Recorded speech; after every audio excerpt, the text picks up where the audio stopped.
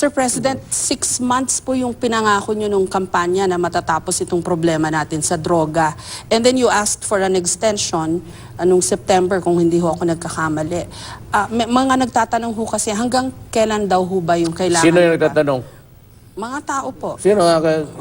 Kami sa media, mga tao. Bibaunin mo ito. Ano ito pa? Explain ho natin sa ating mga This viewers. is the drug industry of the Philippines. Hindi ko ito kaya, puro pangalan yan. Police, kasama mga generals, mayors, governors, may mga congressman dalawa, isa dito, pati barangay captains. Ito ang droga ho ng Pilipinas. Ibagsak ko lang kasi mabigat.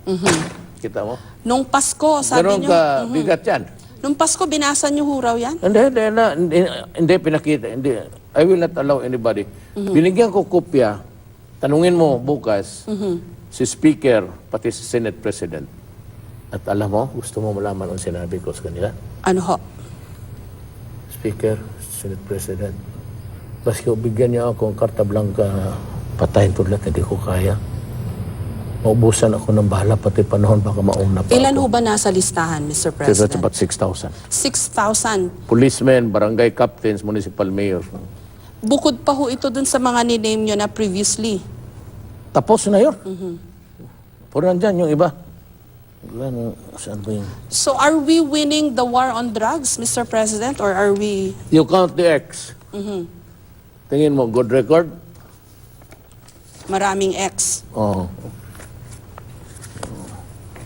Itong general, buhay pa, pero yung iba, X. So how many more months? Sorry to kulitin ko ho kayo dito. How many more months? Until the last pusher is out of the streets. Until the last drug lord is killed. I will solve that problem to the very last day of my term.